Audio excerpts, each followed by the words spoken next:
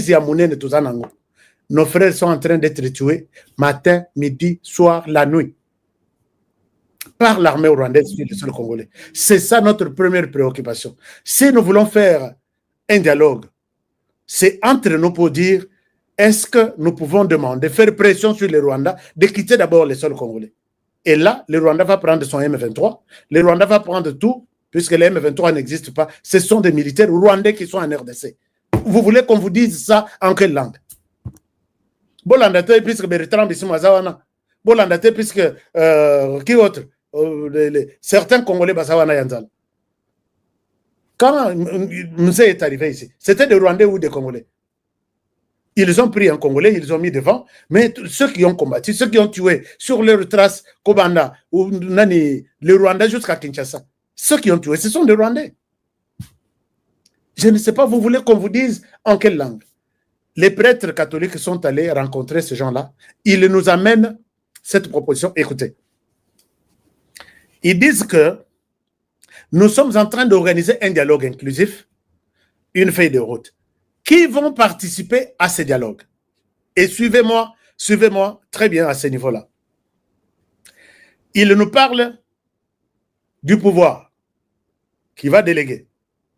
Ils nous parlent de l'opposition qui va déléguer.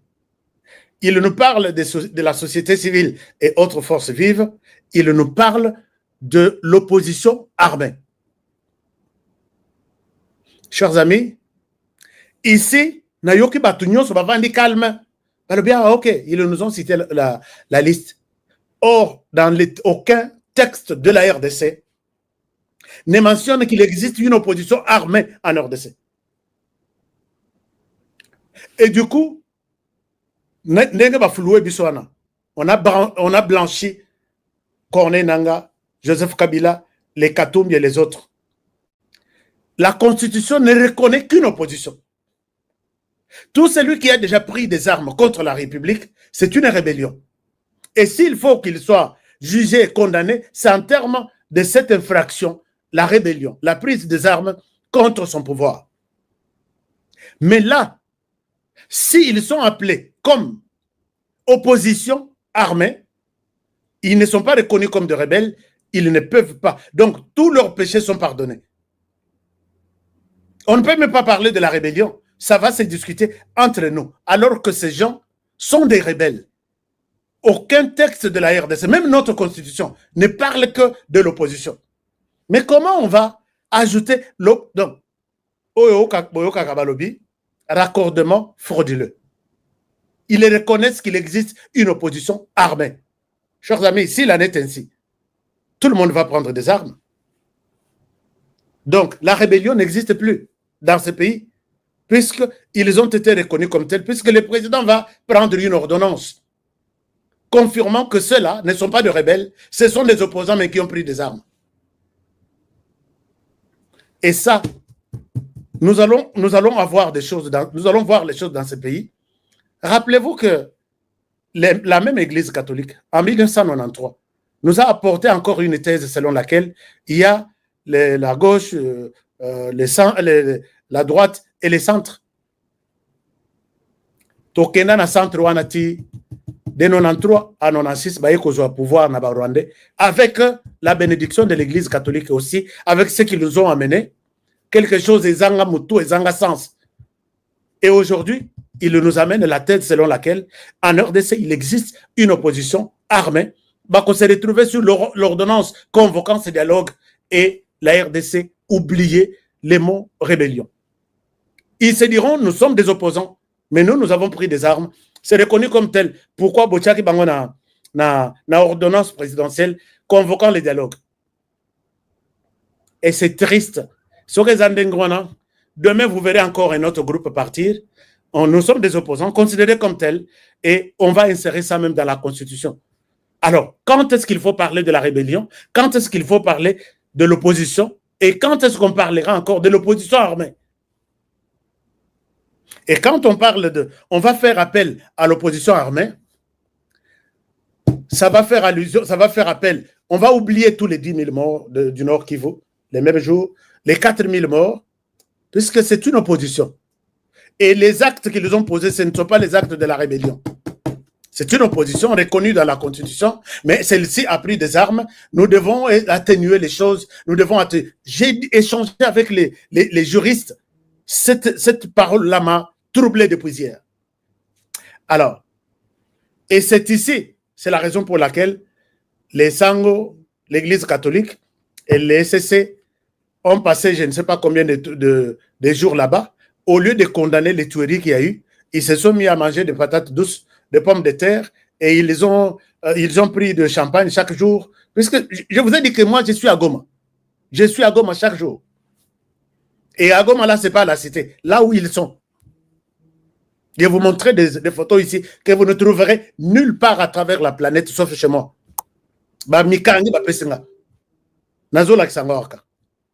Alors, c'est pour vous dire, chers amis, que l'Église catholique ici, vous allez m'appeler un jour pour honorer, tu as raison. L'Église catholique a cherché comment blanchir Batouana qui ont tué pour éviter la justice. Et ça, c'est triste puisque c'est la justice qui élève une nation. Et aujourd'hui, nous avons un narratif du genre l'opposition armée qu'on peut appeler Bavandina pouvoir, Bavandina nani toutes les autres structures, Bangona Mindoki, on parle. Et ça, c'est facilité par l'Église catholique. Monsieur le Président de la République, s'il vous plaît, barrez-nous cette histoire-là, il y a opposition armée. Ils ont pris des armes, ils se sont rebellés contre la République, contrairement à texte Nyon Soezo Kambamboka, ils doivent mériter, la justice doit être derrière eux. Ce qui est que tout là, l'Église catholique, n'oubliez pas, l'Église nous a dit qu'il n'attendait qu'un garçon courageux pour renverser les choses. Et les garçons courageux dont ils ont annoncé, c'était Corneille Nangaa. Ils ont dit ça sur les médias. Il suffit seulement qu'on ait un courageux. À l'allure où vont les choses, il suffit seulement un courageux. Ils ont appelé, ils ont travaillé sur un courageux, ils l'ont eu. Et maintenant, ils veulent les blanchir.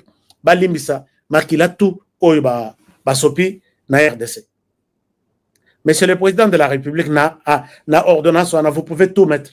Mais moi, j'ai parlé avec des experts de l'extérieur du pays. Ce n'est pas un RDC qui me disent que cette phrase ici, oubliez tout ce que les M23 a fait s'ils vont participer au dialogue. Dialogue et Kozala, les pardons et Kozala, vous êtes appelés à les pardonner et c'est fini, oubliez tous les morts, oubliez la justice. Est-ce qu'ils vous diront, mais dans le dialogue, tout ça, la commission réconciliation et pardon, tout ça, pourquoi vous voulez encore ressusciter la justice? Nous allons nous contredire et nous n'aurons pas raison. L'Église catholique sait comment nous avoir. C'est pourquoi j'ai donné raison à Dodo Kamba. Alors donc, voilà un peu mon souci. Et je pense que je vous laisse par ici. Je vous demande de bien prendre soin de vous et partager cette émission. Likez cette émission avant de partir. Les informations, Isaïe Belé, mais j'ai déjà totalisé 1 heure, mon contrat avec vous. Je souhaite m'arrêter par ici. Je vais vous parler encore demain de plusieurs révélations que je détiens par rapport à cette histoire, mais je reste inquiet, mécontent du comportement de l'Église catholique qui joue avec des termes pour nous dire plus tard, ah mais c'est vous qui avez adopté ça, non? Bobo Ibaya, mais pourquoi vous les avez retenus na document tel, na document tel, na document tel. Coincé dos au mur, bateau na baillé, et on va faire entrer tous les assassins, tueurs, terroristes dans les affaires de l'État, et c'est fini. Mais c'est planifié par l'Église catholique ainsi. On doit les critiquer, on doit les dire, on n'a pas peur de qui que ce soit. Bonjour.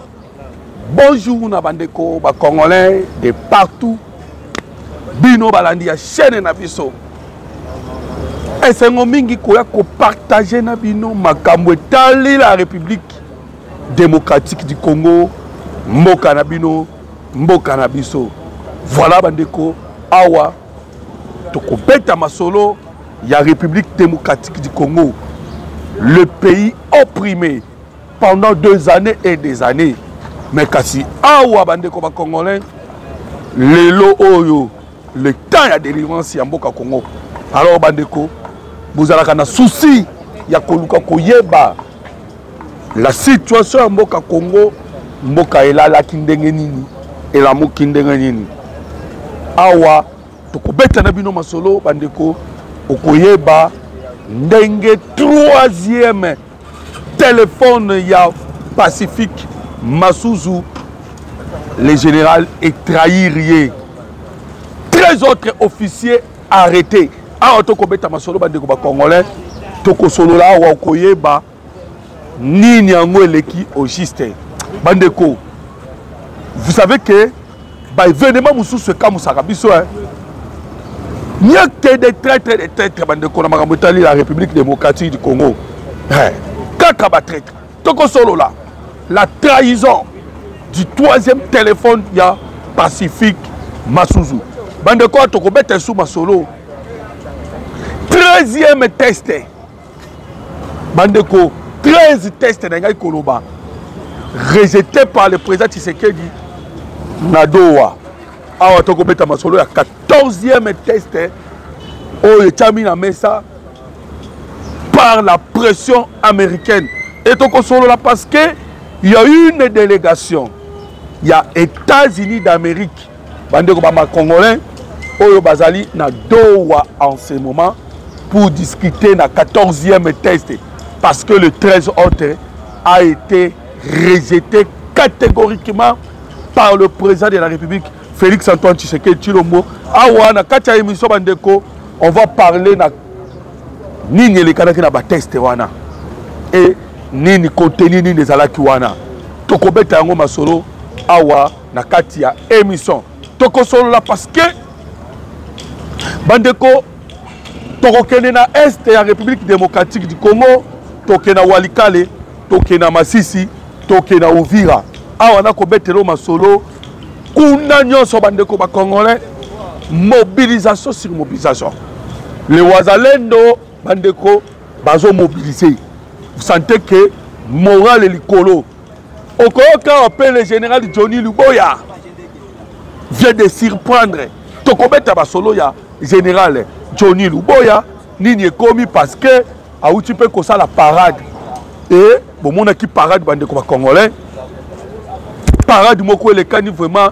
na niveau ya kosakana te chaud tout ça bandeko ba congolais la détermination et pas Johnny Luboya déjà bato komi koloba il est nommé bato suso commandant à 3e zone militaire mais toko solo la awa nini ekomeli le général Luboya Kashama est-il nommé ou pas toko solo la ngwa na kati ya émission bandeko ba congolais toko beta masolo bandeko awa wa toujours na émission na biso na arrivé il y a une délégation venant des États-Unis d'Amérique vers le Rwanda avec un message tokotanga message yango bandeko ezali message nini parce que cette délégation a tokobeta masolo bazali na Rwanda toko solo lango.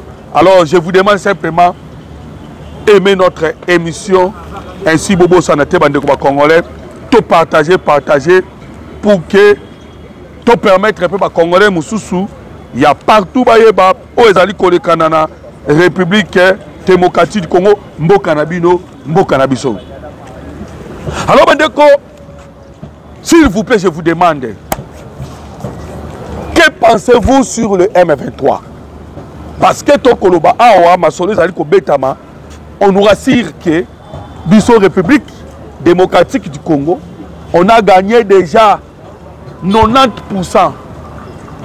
Mais parmi les 10% oh bah M23 va gagner, on nous parle que bandeko selon les sources d'information toke kozwa que bah M23 va comme parti politique. Voilà pourquoi nous demandons vos avis. Que pensez-vous? Le président ou bien délégation d'Abisso Ezali na Doha doivent-ils accepter que le M23 va comme un parti politique? Alors, tiens, on va commenter. Wana la kati ya l'émission n'a commenté ce qui va M23 va comme parti politique ou pas. Tous les que c'est là-bas commentaire na bino awa bandeko congolais. Voilà. kaka ndenga uti koyoka ngai. Le président Tshisekedi toujours la position à non. Non, non et non. 13 fois. Pourquoi 13 fois? Parce que les M23 na coach na bango Paul Kagame. Ce qui a poussé les lotos à Masolo. Il y a un envoyé spécial venant des États-Unis d'Amérique vers le Rwanda. C'est parce que à Otokoloba, la guerre se prépare. Cette fois-ci, Nandenga Kusakanate. Pourquoi? Parce que le Rwandais a Otokobeta sur le terrain. Oyo Bazwana Combo ya M23. Le gouvernement congolais, sachant que ce ne sont pas les Congolais, ce sont des Rwandais. Oyo Bazali Sekrana. Gouvernement congolais le non. Ils sont allés même demander que Bango basa la protection. Il y a Minembwe. Bazo ba soldat na Bango bacha na Minembwe. Ba surveiller ka Minembwe. Et le gouvernement congolais comme on a été à niveau to comme en 2028. Ils doivent rester là. Ils ne vont pas déposer les armes jusqu'à 2028. Plusieurs tests étendus au Congolais. Le seul dossier qui est à la base, restauration de l'autorité de l'État sur la partie est de la République démocratique du Congo. Et le gouvernement Lobino, c'est ainsi que Bauchi Koloka Makambo et Uchi Koleka la lobby. Na niveau à Qatar, Benga Kina Kenya, Kenya pe ayaki par rapport à Masolo Ozali Kolekana na Doha. Tu sais que d'abino. Coincé Paul Kagame baza sous le lot au la mesate. Tellement ils sont coincés. Baye kosenga lisusu l'amnistie. Voilà encore deuxième question bande ko ba congolais. Parce que là aussi le président Tshisekedi a dit non. Pensez-vous que au nom de la paix, Tony Mananu, les M23 AFC Bazwa amnistie? Ça aussi c'est une question. Parce que kuna ba komi kosenga amnistie. Paul Kagame azana posa a sauver Sultan Makenga. Kagame azana posa a zoa Bisimwa. Nanga et des autres. Bape Sabango amnistie.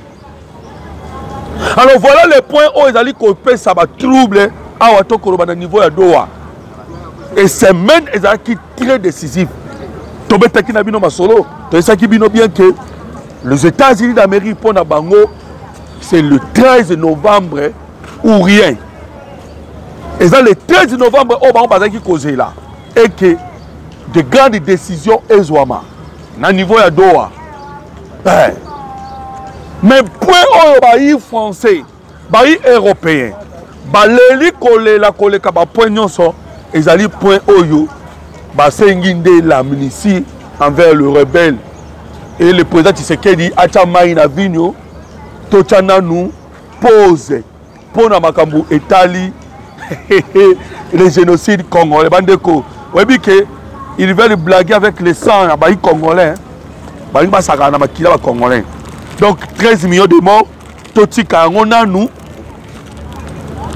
Parce que Bango va n'y payer. Donc, oui, le Congolais, président Tshisekedi a tika nan. Voilà pourquoi on a dit sinon que le Moukoza Lobi non. Et maintenant, le Syrie, c'est qu'on a 14e test. Où est-ce à ce moment? Qu'est-ce qu'ils vont faire? Et en même temps, ils ont mobilisé. Nous avons déjà que si les terrains de mobilisation sont jetés, déjà, aussi, ils ont détruit qui des systèmes anti-aériens à Rwanda. Ils ont détruit qui ont brillage électronique, missiles solaires, drone kamikaze, dépôt d'armes, parce que Munguna a bomba. Neutralisé. Toujours le dessus du colonne bango à niveau à Sud Kivu. Lobby bazoloba. On m'a dit to betaki na bino basolo bande ko Congo. To ebisa kibino nini. Batona bazaka na système ya toll can fight. On m'a dit mikolo basengi moi c'est le faire une semaine. Yo kabiloko basali ba mobiliser batou, ba marcher, à part qu'on mobiliser batou, ba marcher wa to koloba na minembwe, ba ke mobiliser batou ba marcher après awa to koloba ba komi sikoyo ko sala état major mususu asika. Il y a un document na tanga kilobi. Il y a Mese Kaniki. Qui est Mese Kaniki? Mese Kaniki azali moko ya Banyamulenge soi-disant oyo basimbi armée ya Banyamulenge. Butaliwa ya makanika oya kufa. Et c'est ce monsieur là na ba Moïse Niarogabu nde ba komisiko koluka kosangisa. Mais je vous dis bandeko, hier tu récupéré encore des villages na Sud Kivu na Uvira. Parce que les Congolais balingaka te tobeta masolo ya ba victoire. Soki toyebisi bango tozwi mboka boy, tozwi village boy. Okoka ka question, est-ce que bozwi Bunagana? Est-ce que bozwi Goma? Est-ce que bozwi Bukavu? Voilà ma question à Tunaka. Mais ils ne savent pas que RDC azali kosa la guerre na Mukili Mobimba. Mukili Mobimba. Le téléphone oyo eza na Mukili Mobimba na poche ya Mukili Mobimba. Et Mboka Congo azali na production ya coltan 70%.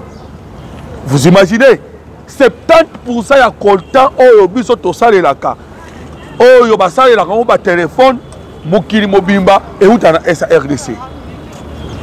Et okoyoka Israël même abombe tos. Pourquoi? Parce que ba Israélite ou bientôt le ba Israël basala eye lisu oza na téléphone. Mais jamais n'entend où azobeta tolo na yango. Alobi que non. Lisu oyo comment on a eza na poche ya Mukili Mobimba, c'est-à-dire Israël a na poche ya Mukili Mobimba. Donc biso pe Congo to na poche ya Mukili Mobimba. Pourquoi? Parce que pour que bino Israël bossa la lisu, vous avez boaki koluka le coltan congolais. Boaki koluka coltan na Congo. Nous avons minéré facilement. L'obia wa minéré mususu eutaki kobima. Germanium. Aux États-Unis d'Amérique, on me dit pourquoi. Aujourd'hui, ce qu'on dit Trump a belli l'iboma ya pambate. Bandeko. So tolobi o Tshisekedi, mususu comment le babi so jalelo.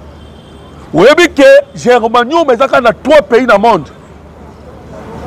Russie, Chine, la République démocratique du Congo. Et Tshisekedi d'abord Germanium ebima. Tshisekedi d'abord Germanium ebima. Tout transformant au Congo. Vous imaginez? Alors, ce qui moutabongo a kosala makaba malamu. Pourquoi les Congolais balingi tolo bayangote? Alors, on a commis terminé ma solo bandeko ba Congolais. Je vous dis que le président de la République a rejeté 17 nangala bosani kutu 13 tests au bâtiment na mesa pour que les ala signé. Il a rejeté cela catégoriquement. Au moins jusqu'au moment la makambo. Ils ont eu entre la RDC et le Rwanda. Parce que l'accord entre la République démocratique du Congo et le Rwanda, ils ont déjà signé. L'accord Otokobenga, Otozobi sur les cadres d'intégration économique. L'accord économique. Il y a un président dans mais ça a un problème pour Tolobaki pour que signature il y a un accord économique. Et ça là, il faut d'abord tout le monde a l'application, c'est-à-dire les retraits des militaires rwandais dans le sol congolais. Donc le problème est dans la rébellion. Et la rébellion, on a soutien à la multinationale. On a besoin de Paul Kagame. Et ces multinationales, on a bande de Congolais, Bazali et Longo Nanani, et Longo na ba chancellerie étrangère, ba France, ba Qatar, ba Rwanda surtout. Et ben il va passer sur la République démocratique du Congo, Pemoko ya Sambla. Hein? Donc Pemoko Boye, Yamouké, ya Bongo Bongo. Voilà pourquoi le nom Yamoko Zamboka. Hey. Une délégation venant des États-Unis d'Amérique. Yokana Tangela yo. Délégation et outil na niveau des États-Unis d'Amérique. Bandeko avec un message pour Paul Kagame. Parce que les États-Unis d'Amérique ont les 13. Wana de Souka. En même temps, les États-Unis d'Amérique ont les 13. Tu sais que du peu se prépare déjà à la guerre. Donc, moto, ils ont coupé là. Et les États-Unis d'Amérique va préférer, va payer sa chance, Yasuka, na, mais c'est Paul Kagame. Voilà pourquoi les États-Unis d'Amérique attendent une délégation. Et à côté de Kagame, Bayebisa Kagame, que le moment ya ngoyo Kagame, Bimisa Basoto na yo, na sol congolais, respecter la résolution 2770. Yoka. Duka Williams, Paola White, Jennifer Kor, Baza Banani, ce sont surtout Bazali, il y a Madame Otokobenga Paola White, conseillère principale dans le bureau de la foi, il y a Maison Blanche. Et il y a M. Jennifer Korn. Jennifer Korn Azali Nani, il est Azali directrice dans le bureau de la foi. Et puis du camp Williams. Tous, Bayaki et pas Paul Kagame. Kouta et pas Donald Trump. Konsololana Donald Trump. Pour donner la toute dernière avertissement. Et pas il y a M. Paul Kagame. Bayabisi Kagame Nini. Bandeko, il y a un conflit déjà à niveau il y a Rwanda. Toi, ça va bandeko ba Congolais que Paul Kagame avant d'aller courir Mbabola ya moto. Kagame avant d'aller courir Mbabola ya moto. Il y a un conflit déjà dans minute Choto Kobeta Masolo na Rwanda. Paul Kagame tellement qu'il a peur. Aouti kotinda ba officier Outou. Tindi ki bango surtout na retraite. Tellement Kagame akobanga, Kagame aouti kokanga 4000 églises. Et boyebi que le soutien Mokozamboka et Outaka na Georgie. Vous savez que na Georgie va voter même une résolution pour imposer na M. Donald Trump sur le soutien ya Mokozamboka, Félix Antoine Tshisekedi Tshilombo ainsi que à la République démocratique du Congo. Et Georgie ne va voter qu'à Donald Trump à 100%. Et ce pasteur au moment où il n'y a pas Paul Kagame. La majorité va passer à la Georgie. Même Kagame message. Si Paul Kagame appliquer la résolution 2773, permettre la paix et contre la République démocratique du Congo. Retirer les soldats. Retirer les R23. Et ndenge na uti koyebisa yo ezali dernière chance oyo bapesi na Paul Kagame oyebi bien baaméricain nde bazalaka bandeko vous connaissez bien ntango baprometaki Iran parce que awa na kobeta lisolo ekomi sikoyo genre ya conflit oyo ezali kokende na genre ya conflit religieuse na conflit religieuse baje ezalaka te. Trump déjà c'est un pentecôtiste azo déjà positionnement na ye. Et Paul Kagame azali auto bengaka ba occultiste. Secte moko na ba Emmanuel Macron. Ba o lelo o ba vandisi maele na bango na kati ya molili. Et vous sentez même monsieur Tobete ki na bino masodo na kombo ambassade Boulos. Oui que ambassade Boulos déjà ça écarté. Mais tellement qu'il y a relation ya bokilo na Donald Trump. Boulos azana auto kobenga ba faire na ye na niveau ya Nigeria.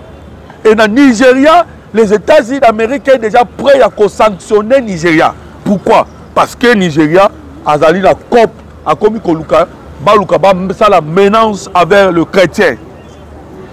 Et même système yango déjà na niveau ya Rwanda. Au Rwanda ba koluka ndenge nini ba clouer ba chrétien par Paul Kagame.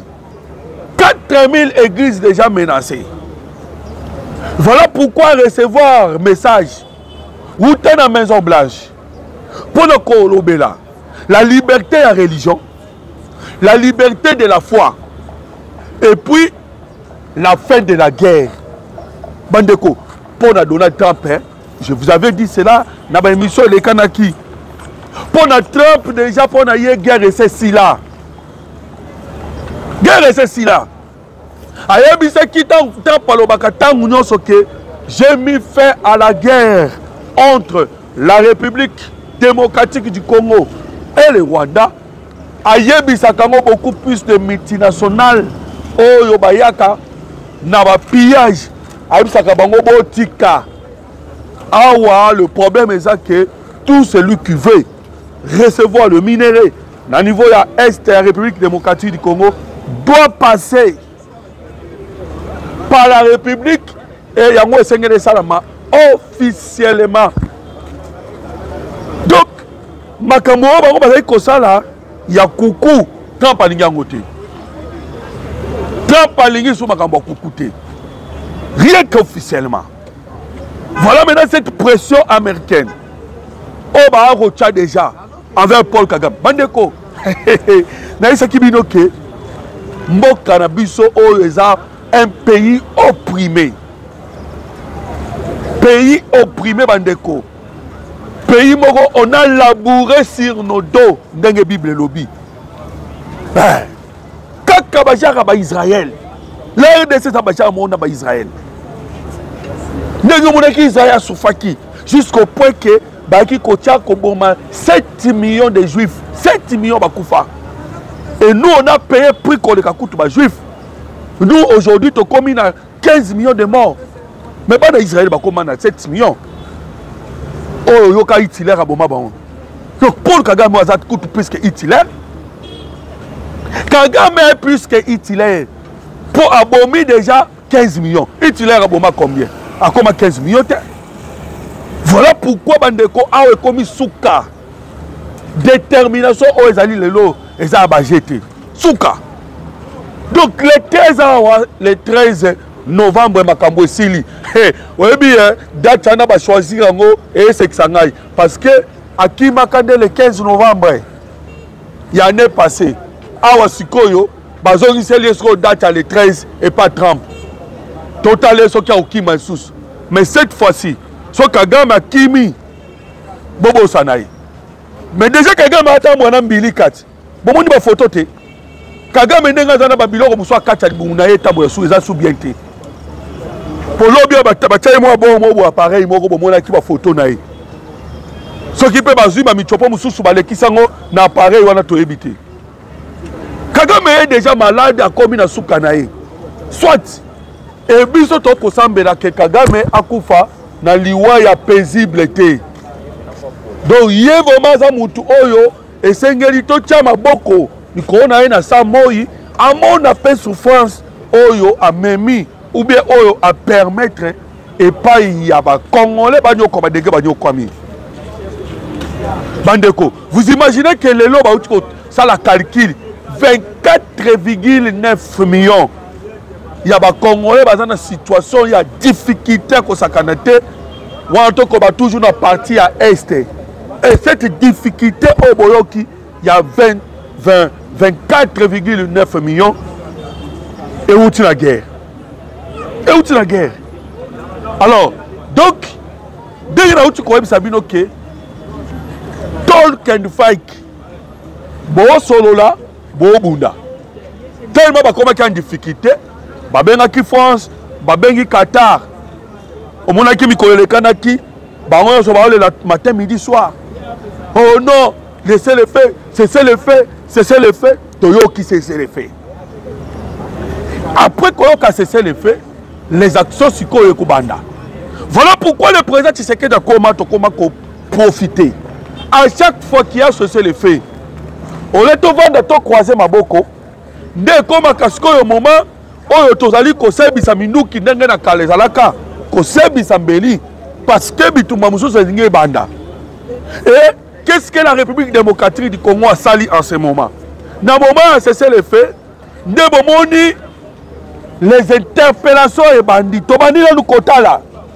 Tant que tu perds Kagoma na Bukavu, dans le moment cessé le fait, ils ont dit moment où tu profiter de ça la recrutement.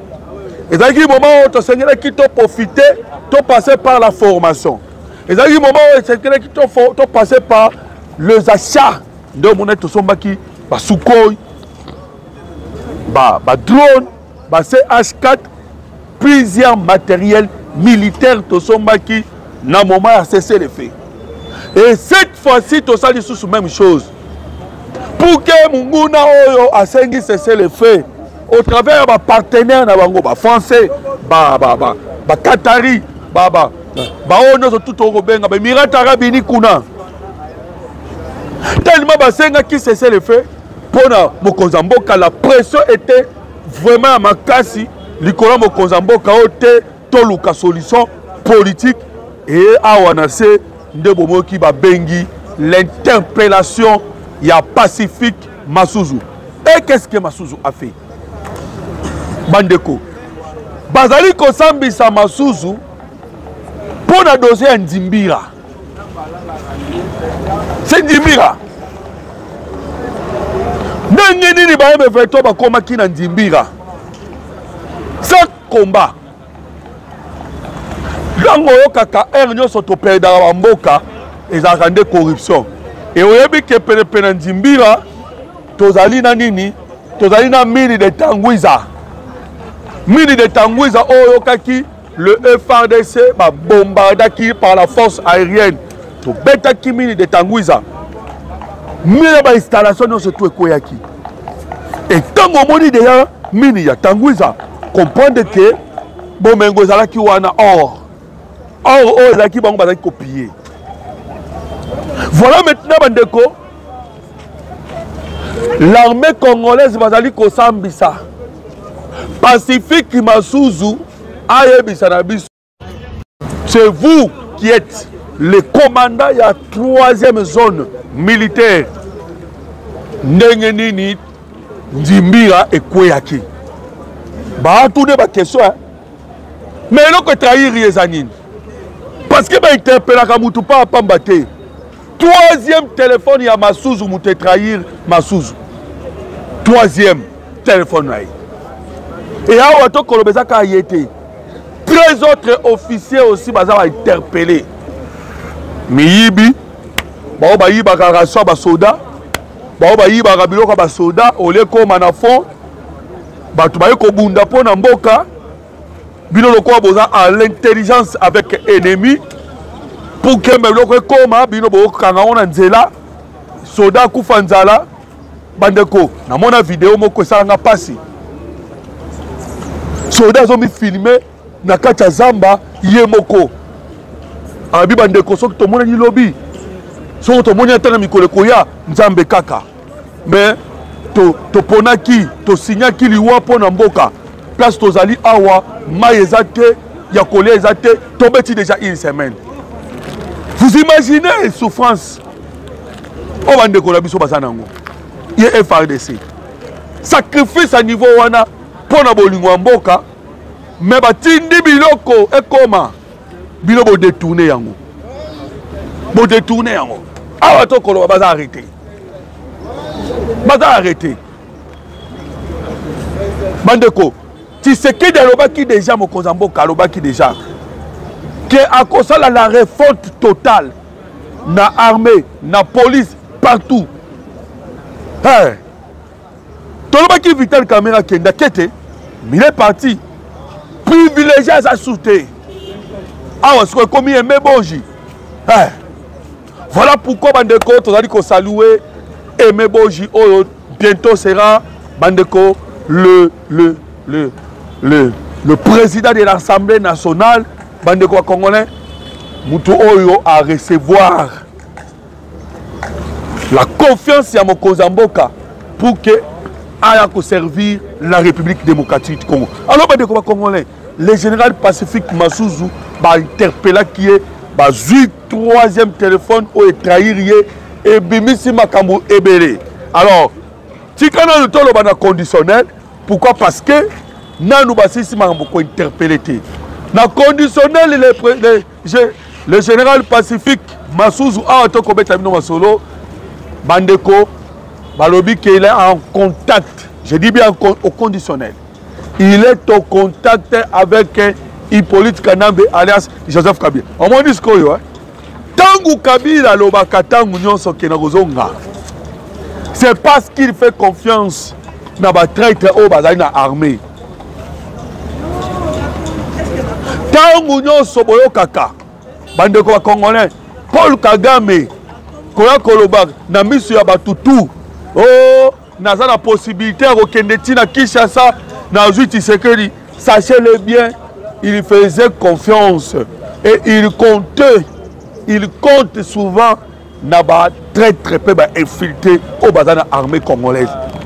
À part ça, à côté na ba tumususuté.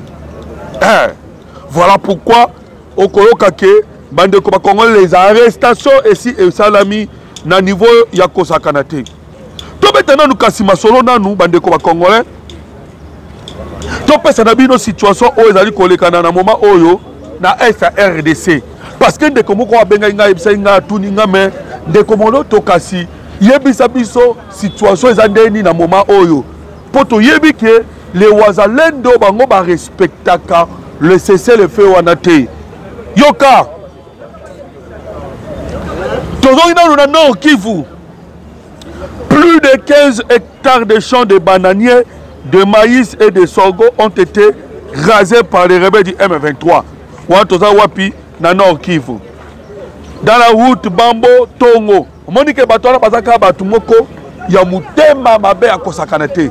Bake ko raser basha ya batu. Ya maïs bake ko yiba. Voilà la situation de connexion qu'on vivre dans l'Est et la République démocratique du Congo. Les rebelles du M23 et leurs alliés ont lancé l'assaut contre les positions de Wazalendo à Tchouloué, Kibandama, Ngobo. Malgré leur assaut lancé, ils ont été maîtrisés par les Wazalendo. Depuis 3 jours consécutifs, des affrontements opposent les éléments du groupe Piranarero alliés au M23 au FARDC. Dans le secteur de Mwenga, plus précisément dans le village de Bichumbe, groupement de Bashimukiji. Na beta kibino lisolo ke na niveau ya Mwenga Uvira place ba Moulenge Zalaka. Qu'est-ce qui s'est passé là-bas? Le FARDC na force ya Burundi to encercler Kibango bandeko. Et tellement to encercler Kibango awa to koloba moi couloir ya mukie ezali depuis to encercler Kibango to tikele ba moi couloir ya mukie. Na couloir na mukie déplace les M23 ba kobima moko. So ba bimi bazui bango. So ba bimi so ki ba kwai na maboko ya force burundaise te bazo kwai na maboko ya FARDC. So ba kwai na maboko ya FARDC te bazo kwai na maboko ya ba Wazalendo. Et bazo kozwa bango lokola ba mbinzo bazali kozwa bango lokola ba mpuku. Muke parce que bazali encerclé. Vraiment toko ebisa bino ke na niveau ya Uvira, na niveau ya Mwenga kuna force burundaise na FARDC Wazalendo bazali ko mettre fin na guerre wato ko beta na parti wana. Moi mouvement muke baluka ki ba bouger parce qu'ils ont des armes mais baza encerclés. Oh musu ba mi se bazo céder petit à petit ba ba cha mutu makasi nde bande ko ba koya. Ba céder bazo tika bazo zo bango pour la battre prison. Alors toi ko kende se tuana ont essayé d'incendier une base de Wazalendo hier. Bandeko, la toute petite base de Wazalendo et une toute petite base rien Koloba de FARDC a été également incendiée. C'est jeudi soir à Mitamba, dans la chefferie de Bavira, territoire d'Ouvira, groupement de Bijomba, le Gumino et les androïdes ont attaqué les positions des FARDC et de leurs alliés. Donc, le groupe Wanato Koloba Mike, ils allaient créer toujours au niveau. Il y a Sud Kivu pour essayer de troubler la culture de Yabayi Mboka Congo. Alors, les Congolais, tu as dit que tu as dit masolo. Ndenge total sibino ke moment oyo Mboka oyo bandeko. Ndenge Bible lobby. Très combattu. très combattu, mais jamais vaincu. La République démocratique du Congo, où ta jeunesse n'a yé, bitumba na ko bitumba, ko boma, ko nyokola. L'objectif est de faire fléchir biso et constater bien que banda komeka, nano batika la kokokate. Pourquoi? Parce que il y a la détermination, il y a peuple puissant.